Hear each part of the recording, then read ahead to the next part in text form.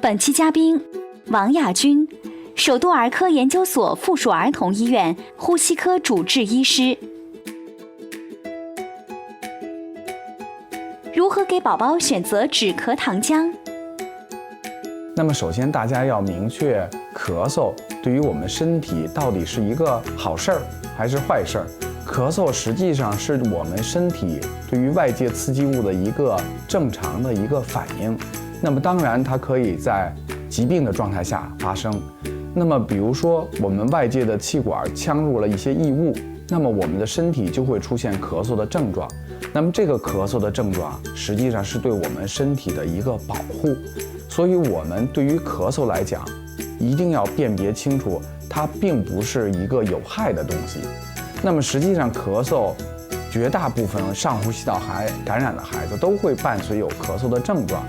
那么如果在中后期它出现了大量的痰液的情况下，那么你听他咳嗽的时候，这个声音里边能听到很多的痰的响，喉中的这种痰鸣，那么我们不妨可以采用一些化痰的药物。那么对于化痰的药物的话呢，我们会有一个详细的一个分类，有一些是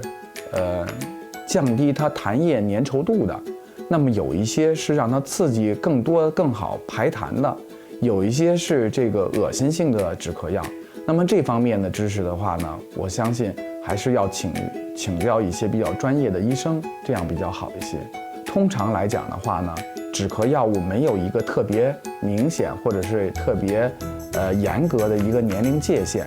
但是对于一般比较小年龄的儿童的话，那么如果他的咳嗽不重，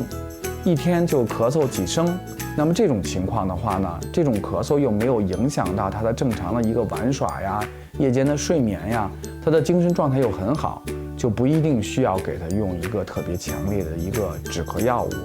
如果这个孩子的年龄特别的小，那么小于1岁了，那么有一些止咳的药物的选择，我们是非常慎重的。甚至于对于学龄前儿童，也就是6周岁之前的儿童，我们选择止咳药物都是非常慎重的。有一些比如说含有中枢镇静作用的一些止咳药，我们是不给这些儿童选用的。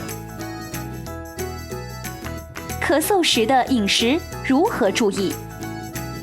那么咳嗽时候的饮食的话呢，一般比如说对于气道刺激比较大的，比如说很甜的食物，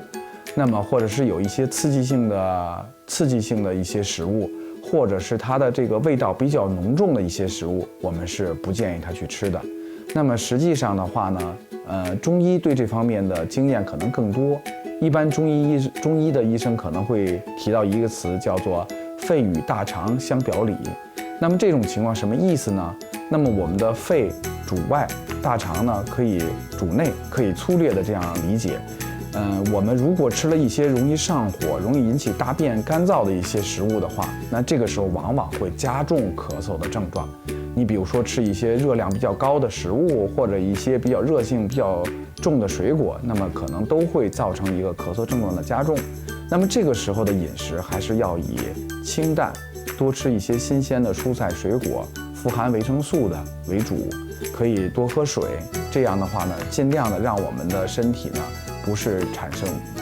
用产生这种特别干燥的这种状态，那么也能够多饮水之后，也能让我们的气道保持一个正常的一个湿润的状态，减少一些呼吸道感染的发生。